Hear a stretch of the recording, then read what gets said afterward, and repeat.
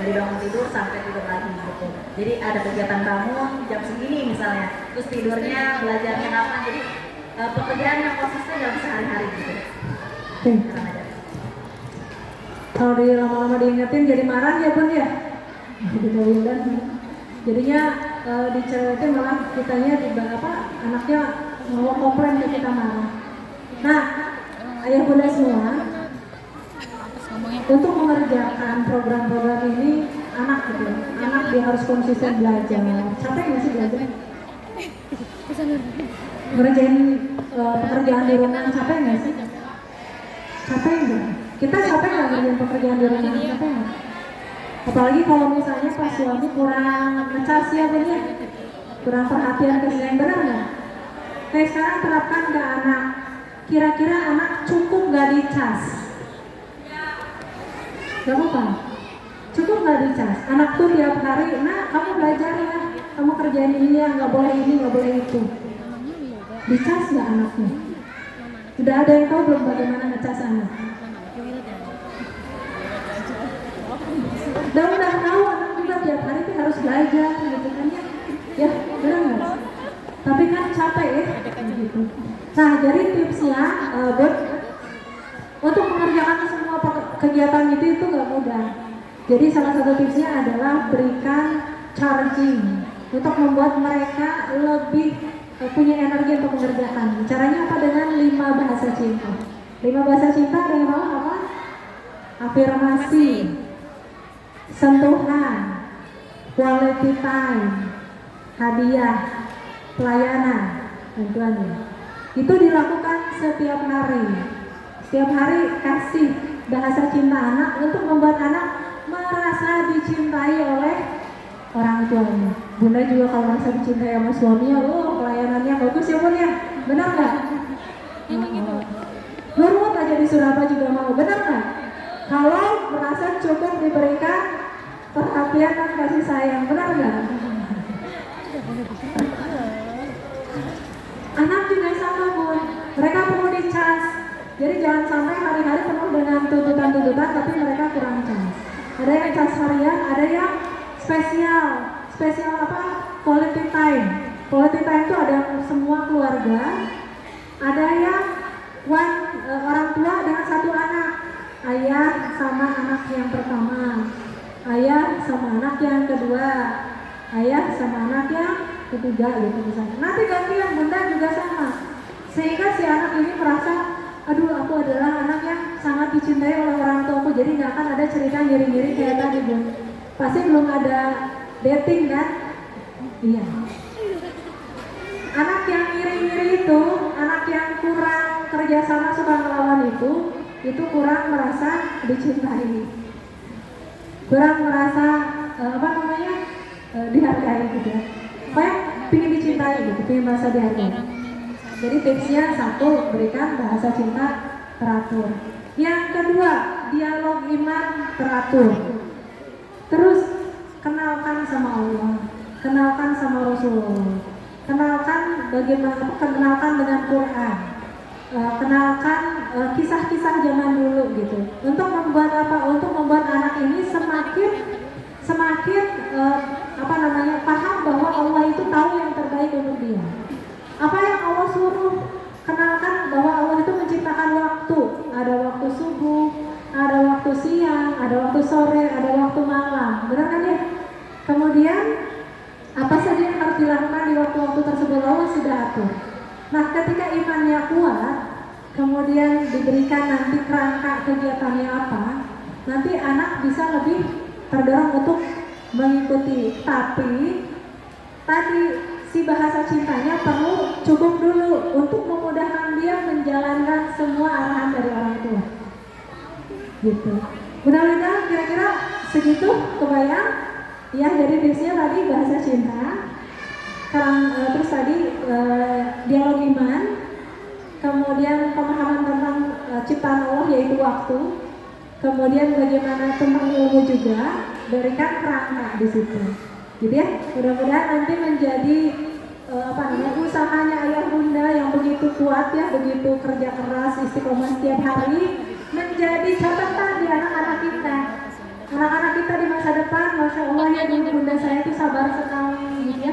Ketika saya menolak, bundanya sabar, cuma senyum, terus berusaha tetap lembut gitu ya, untuk terus dan konsisten berulang-ulang untuk terus mengingatkan sampai akhirnya mereka nanti bisa nyampe di orbit karakternya pertama.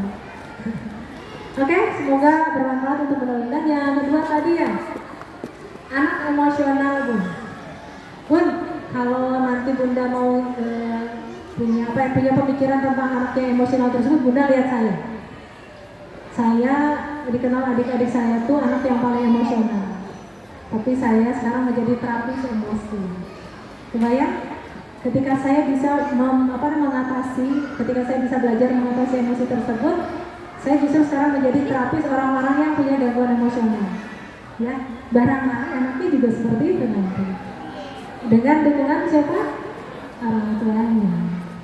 P, pakai cara yang benar. A, memahami anak adalah anugerah yang lahir untuk belajar. Karakter ini sebagiannya adalah bawaan dari anaknya, ya kan? Sebagian mungkin dari lingkungan. Ini ada bawaannya. Kemudian itu masalah kan? Ya, masalah siapa yang bertugas membimbing? Orang tua. Untuk membimbing anak, era ya, dan kemarahan, banyak dialog sama anak. Apa yang kamu rasakan? Kenapa kamu marah?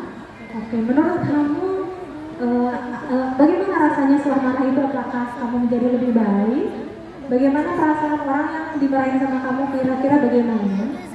Kira-kira apa yang ingin kamu lakukan supaya nanti ke depan kamu lebih nyaman? Saya ingin bisa mengendalikan marah. Kita cari di Quran bagaimana caranya. Ketika kita marah, apa yang harus dilakukan? Dibimbing anaknya. Dan ketika dia mulai bisa, kita apresiasi. Istiqomah berulang-ulang lakukannya bisa. Gitu ya Bun ya. Yang pasti kuatkan sama anak. Bunda selalu bangga sama kamu. Kamu adalah anak muda yang baik. Kan keceplosan marah kan setiap hari kan? 24 jam berapa lama keceplosan marahnya? Hah? Lihat nak, kamu dalam sehari 24 jam kamu keceplosan marah hanya berapa menit. Sisanya kamu anak yang baik kan? Tinggal kita memperbaiki hal tersebut. Insya Allah kamu bisa. Sip. Oke. Satu lagi ya. Tadi apa pertanyaannya? Yang iri ya. Yang iri kira-kira kejawab Bun. Iri itu yang punya ada dari jiwa yang merasa kurang berharga, kurang dicintai. Gitu. Cara memperbaikinya gimana? Si kakaknya harus dapat waktu khusus dating dari ayah sekali, dari ibu sekali, dalam berapa waktu sekali lah. Mungkin 2 minggu sekali digilir ya. Silakan buat jadwal. Atau sebulan sekali juga nggak apa-apa. Dan di situ dia bisa berdialog, bisa didengarkan, bisa dapat afirmasi, kata cinta dan lain-lainnya untuk membuat dia yakin orang tuanya itu sayang sama dia. Kayak terus yang saya bisa nggak untuk anak sangat bisa. Jadi kalau anak lagi marah, lagi sedih aja. Atau pernah anak saya kejedot gitu nangis, tapi aja 3 menit berhenti nangisnya karena emosinya jadi berat. Jadi apa nih? Baik, demikian jawabannya semoga berhasil. Mau ini sharing sedikit nih. Tadi kan emosi anaknya.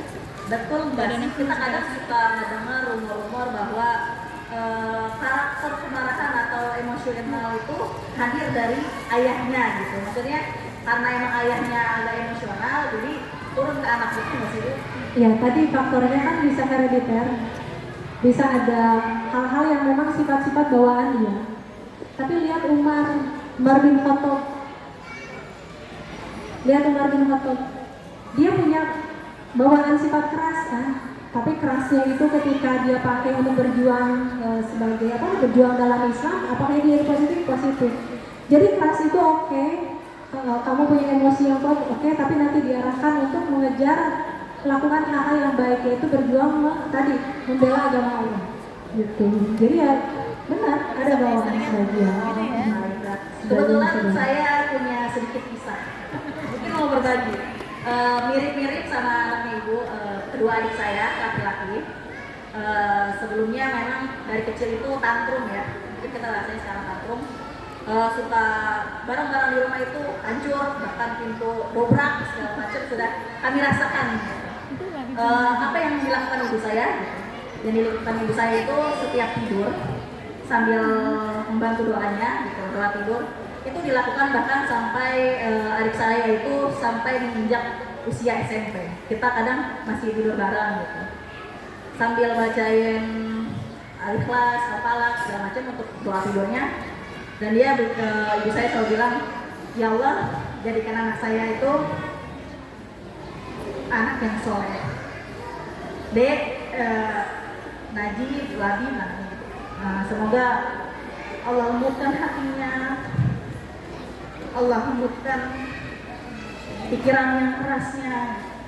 Alhamdulillah, mungkin ibu dan ayah saya kan udah nggak ada ya, Dok. Allah jawab semua doa ibu saya itu. Sekarang mereka ini, alhamdulillah, saya merasakan bahwa adik-adik saya ini telah berubah dari apa doa-doa yang orang tua saya panjatkan setiap malam gitu, tahajud, bahkan sebelum dan sesudah tidur itu sambil ngebangun itu sambil ngusap-ngusap kepala saya. Maksudnya jangan pernah patah semangat ibu kalau misalnya anak-anaknya mungkin di umur-umur saat ini itu lagi luar biasanya, karena saya menjadi saksi hidup ibu saya gitu. Masa remaja adik saya yang sekarang berkuliah keluar malam, ibu saya tuh malam-malam nyari ya, ibu saya tuh malam-malam nyariin anaknya suruh pulang. Alhamdulillah sekarang itu kalau itu teh mau kemana, mau dijemput enggak, mau diantar enggak, kalau mau saya pergi motornya dikeluarin, sepatu saya disiapkan, alhamdulillah gitu.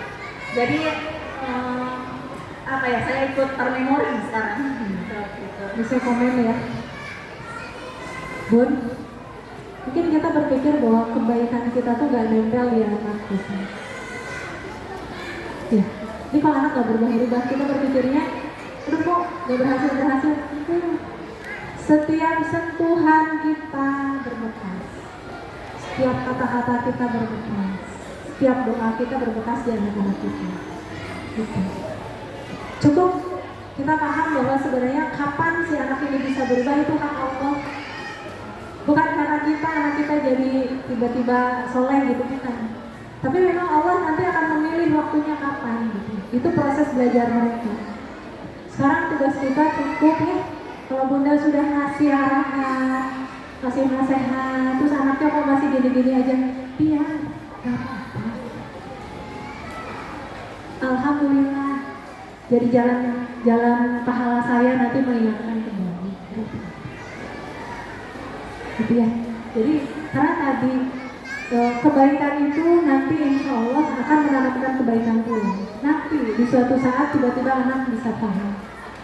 Tapi segala mungkin kekerasan kita gitu ya, justru akan mematikan hati mereka yang membuat mereka lebih lama lagi untuk bisa melakukan perubahan. Jadi kita lihat tadi inspirasi dari cerita ini yang namanya kebaikan itu akan tertanam dalam, dan mungkin suatu saat itulah yang akan menjadi bahan bakarnya, energi cinta dari bundanya itu menjadi bahan bakar mereka untuk akhirnya patuh sepatu-patunya terhadap semua pesan dari bunda. Begitu ya Bunda Rina? Alhamdulillah.